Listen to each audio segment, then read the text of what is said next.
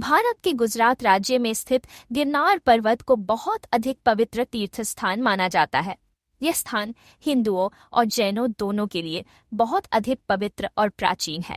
गिरनार कुछ पहाड़ियों के समूह को कहा जाता है और इन पहाड़ियों पर बहुत से प्राचीन जैन और हिंदू मंदिर बने हुए हैं।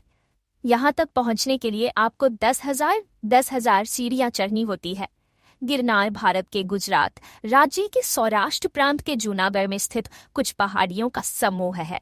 यह जूनागढ़ के मुख्य शहर से 2 किलोमीटर की दूरी पर स्थित है। गिरनार की 5वीं चोटी, जिसे नैमिषिखर के नाम से जाना जाता है, इसके बारे में कहा जाता है कि यहाँ जैन धर्म के 22वें तीर्थंकर नेमिनाथ को मोक्ष प्राप्त हुआ था। गिरनार का इतिहास बहुत ही पुराना और सुंदर है। यहाँ पर जैन धर्म के 22वें तीर्थंकर नेमिनाथ को मोक्ष प्राप्त हुआ था। इसी 5वीं चोटी को नेमिशिखर के नाम से जाना जाता है। गिरनार का प्राचीन नाम उज्जैन था। गिरनार की पहाड़ियां पर प्राचीन राजाओं द्वारा किए गए मंदिरों के निर्माण का वर्णन शिलालेखों में आज भी मौजूद है। गिरनार पर्वत की पहाड़ी पर अशोक के 14 धर्मलेख, चंद्रगुप्त मौर्य और बहुत सी राजाओं द्वारा बनाए गए मंदिरों का उल्लेख आज भी हमें मिलता है।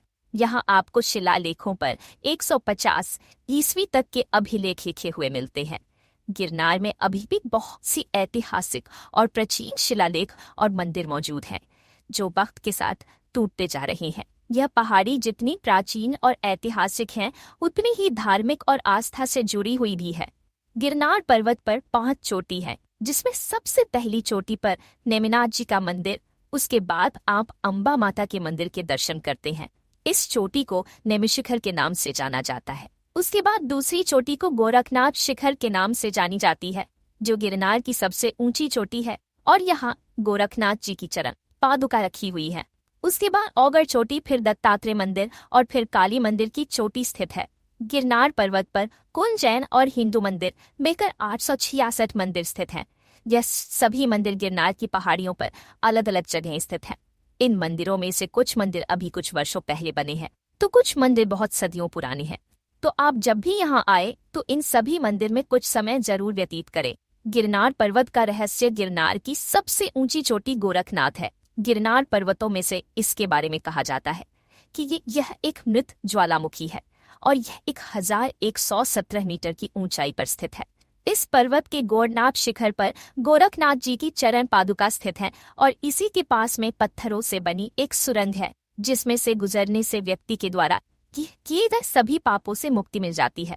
गिरनार पर्वत की कहानी ऐसा कहा जाता है कि जैन धर्म में 24 तीर्थ कर रहे हैं। उनमें से 22वें तीर्थंकर श्री नेमिनाथ महाराज अपने सभी सख दुख को छोड़कर ज्ञान की प्रति के लिए निकल पड़े। नेमिनाथ जी ज्ञान प्राप्ति के लिए गिरनार पर्वत पर ध्यान करने आए और उन्हें गिरनार की 5वीं चोटी पर मोक्ष की प्राप्ति हुई, जिस वजह से गिरनार का इतना महत्व और उसके प्रति लोगों की आस्था है।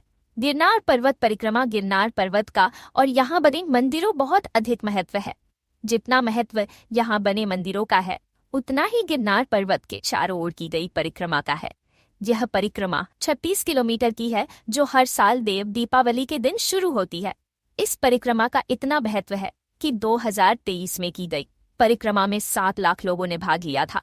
यह परिक्रमा कार्तिक शुक्ल पक्ष को शुरू होती है और 5 दिनों तक चलती है। यह परिक्रमा गिरनार पर्वत के चारों ओर लगाई जाती, जो पर्वतों के रास्तों से होकर जाती है।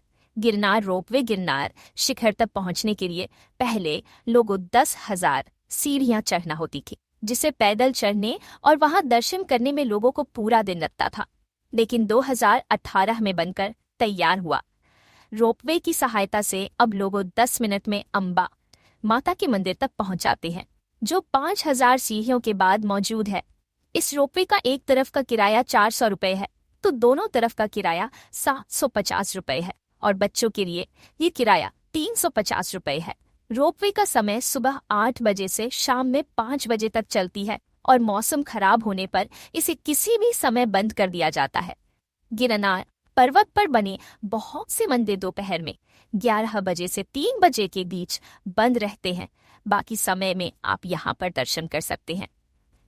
गिरनार का सबसे प्राचीन और विशाल मंदिर जैनों के 22वें तीर्थंकर श्री नेमिनाथ जी का है। यह मंदिर पूरे दिन खुला रहता है और इस मंदिर में आप कभी भी दर्शन कर सकते हैं। गिरनार आने का सबसे अच्छा समय गिरनार पर्वत पर आने का सबसे अच्छा समय सितंबर से फरवरी तक का है। इस समय में आपको मौसम साफ और ठंडा मिलेगा। यदि आप गिरनार शिखर तक पैदल सीढ़ियों पर चढ़कर चाहते हैं तो आप कोशिश करें कि आप इसी समय यहाँ पर आए।